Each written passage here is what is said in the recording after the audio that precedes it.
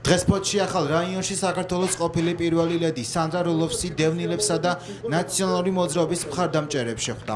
თავისი გამოსვლისას მან მხარდაჭერა გამოუცხადა ნაციონალური მოძრაობის მაჟორიტარ კანდიდატს ბექა ბასილაიას. როლოვსმა ახლანდელი ხელისუფლებამ მწვავედ გააკრიტიკა და მოსახლეობას 8 ოქტომბერს მათი მხარდაჭერისაგან მოუწოდა. ეხმარებით ბეკა ბასილაიას, რომელიც ფოთის ჩვენი მაჟორიტარი კანდიდატია, მას აქვს ძალიან დიდი შანსები მოგების.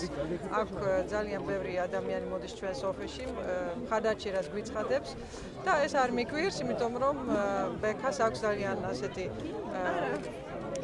გამოჩერილი პროგრამა ფოთელებისთვის, ფოთის სპორტის განვითარების და გადაზიდვის მომატებიდან დაწყებული, ასევე სანაპირო ზოლის განვითარება, ტყე-პარკის, ტურიზმის განვითარება,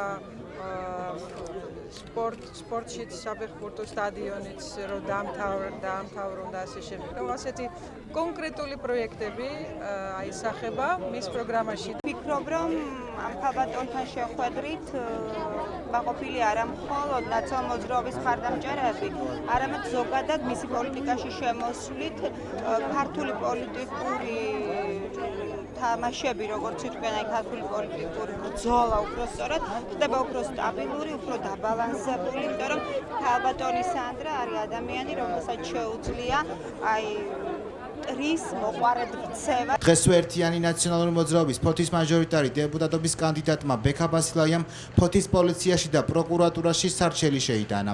იგი გუშინ მათი პარტიის ახალგაზრდული ორგანიზაციის წევრების დაკავებას უკანოდ მიიჩნევს და საქმის დროულ გამოძიებას ითხოვს. როგორც იცით, გუშინ ჩვენი აქტივისტების წინააღმდეგ თელწრიგ უკანონო მოქმედებებს ჰქონდა ადგილი.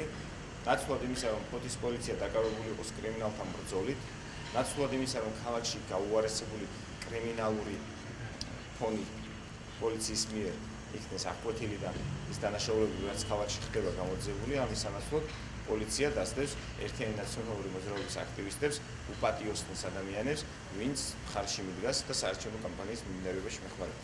სწორედ ამ ნიშნულთან დაკავშირებით ჩვენ შემოვიტანეთ საჩივარი კანონმდებლობის მოთხოვნათა სრული დაცვით და ვთქვათ გუშინ მომხდარი უკანონო მოქმედებების სამართლებრივ შეფასებას. შეგახსენებთ, გუშინ ნაციონალური მოძრაობის ახალგაზრდული ორგანიზაციის წევრები დააკავეს და მას ნარკოლოგიური შემოწმება ჩაუტარეს. დაკავებულები გუშინ ღვიან ღამით გაათავისუფლეს.